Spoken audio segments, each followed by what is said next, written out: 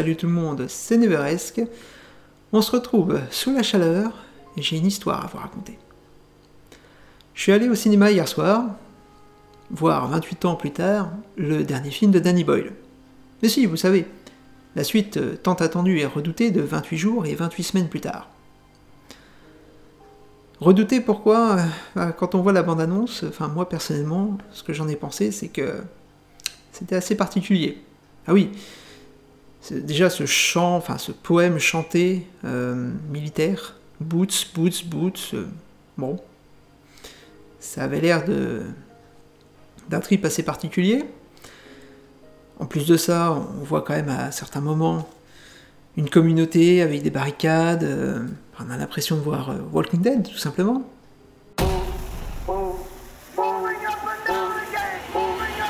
Ouais, ok, dans quoi tu veux nous embarquer, Danny Boyle? Bon. Eh bien écoutez, j'y suis allé quand même. En plus de ça, à l'accueil du cinéma, on me dit « bonne chance ». Au départ, je pensais que c'était par rapport à la qualité du film, et en fait, on me fait comprendre que c'était par rapport à la violence, c'est un film interdit moins de 16 ans, etc. J'ai dit « ok, bon, on verra ». Eh bien, j'ai vu des choses, beaucoup de choses. On va commencer déjà par quelque chose qui m'a dérangé dès le début. Dès le début, le montage est erratique, mais à fond. C'est-à-dire qu'on reprend, dès le début du film, cette espèce de chant martial, boots, boots, boots, donc ça ne vient pas uniquement de la bande-annonce, hein, c'est dans le film également. Alors ça entrecoupe entre des séquences normales et des séquences limite d'archives. Enfin, c'est assez particulier, c'est très bizarre, c'est assez expérimental, je dirais même. Je pense que Danny Boyle est parti dans un trip très expérimental, et c'est vrai que ça c'est étonnant, pour une suite. On s'attendait à une suite cadrée, calibrée, et finalement c'est pas du tout ça. C'est pas du tout ça. Dans une première partie, par contre, alors là, ce qui est bien, c'est que on va suivre un petit peu l'histoire, on va revenir un petit peu aux origines, on va voir à l'époque du début du virus, quoi. Et donc petit à petit, on va nous ramener sur le 28 ans plus tard. Bon, ça d'accord, ok, ça permet de rattacher un petit peu le film à la licence, ok. Bon, on raccroche les wagons. Mais après, donc 28 ans plus tard, donc il y a bien une communauté, c'est en Écosse. Alors donc on nous explique que la Grande-Bretagne est carrément isolée du reste du monde, donc on reprend un petit peu ce qu'il y avait pour 28 semaines plus tard, hein, mais on le prolonge à plus long terme, et clairement le reste de l'Europe a réussi à se débarrasser du virus, mais à laisser la Grande-Bretagne se débrouiller tout seul.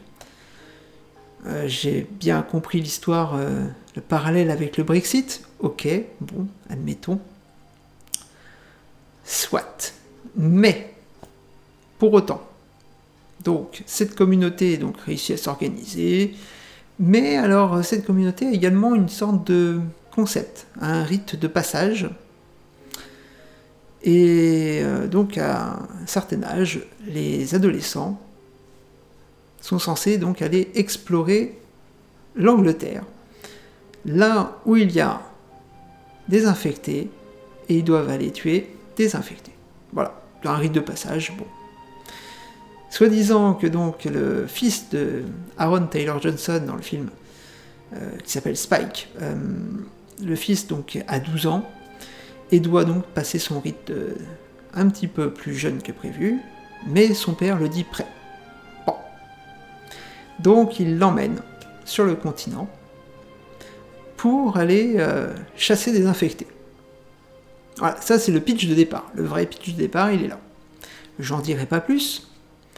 Je trouve l'histoire pas extrêmement originale, mais bon, ça fait son affaire. Le problème de la narration de ce film, c'est qu'elle est éclatée en 2 morceaux. Dès que tu auras posé le pied hors de notre île, personne ne viendra te sauver. La première partie de l'histoire est dans la continuité, à ceci près que bien sûr le lore a été un petit peu modifié. Forcément, il fallait faire survivre les infectés, donc bizarrement, alors que 28 semaines plus tard, on savait qu'ils étaient morts, là, d'un seul coup, ils survivent encore. Allez savoir pourquoi. Et de nouvelles espèces, entre guillemets, d'infectés sont arrivées. Et ça, on peut l'expliquer peut-être par la mutation du virus. Bon, allez, admettons. Le problème, c'est la deuxième partie du film, parce que le film est scindé donc en deux, et la deuxième partie du film, c'est clairement un shift total. On part dans une direction opposée, et là, franchement, le film n'a plus du tout la même façon de fonctionner, la même structure, le même cheminement. C'est vraiment une volonté de faire différemment pour une deuxième partie, comme si d'un seul coup, ça aurait pu être un film totalement indépendant de la licence principale de 28 plus tard, quoi. Donc c'est un peu déroutant, et ça, je pense que c'est pour ça que les retours critiques ne sont pas tendres, c'est tout à fait normal, parce que là, ça déroute à plus d'un titre. On bifurque, on change complètement ce qui était prévu de base, forcément, ça déroute. Alors, je reviens sur la mise en scène, parce qu'il faut en parler. En plus d'un montage absolument erratique, on enchaîne les plans de 3 secondes, et encore quand ça tient 3 secondes, c'est déjà énorme. Donc du coup, ça donne un aspect assez confus. Alors, autant dans les scènes tendues, d'action, de course-poursuite, ok, mais même quand le film se veut plus posé, ça enchaîne. C'est usant, c'est fatigant, et ça rend confus en fait le spectateur. Je n'adhère pas au concept, clairement. En plus de ça, la volonté absolument de faire un défi technique, de filmer à l'iPhone Pro Max. Franchement, qu'est-ce que c'est que cette histoire ? Le rendu est dégueulasse. Je suis obligé de vous le dire, hein, le rendu est vraiment pas joli. On a un rendu à l'image qui est... Alors, je comprends que ça veut se rapprocher un petit peu de l'aspect brut de 28 jours plus tard, mais non, je préfère 28 jours plus tard en termes de rendu, c'était plus joli. Là, c'est juste moche.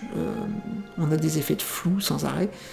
En plus de ça, Danny Boyle a voulu faire un trip limite cliché photo en rafale au moment des exécutions d'infectés. C'est les clichés de l'enfer, quoi.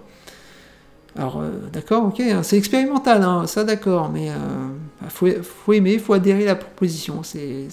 Non, moi personnellement, c'est pas du tout ce qui m'a séduit dans ce film, clairement pas. Il y a bien des façons de mourir. Certaines sont préférables à d'autres. Alors à la limite, je préfère la deuxième partie que la première. Tout simplement parce que la deuxième partie a les couilles de carrément s'affranchir de 28 jours et 28 semaines. Ce qui est une insulte forcément aux fans, mais en même temps, elle se crée sa propre histoire, cette deuxième partie.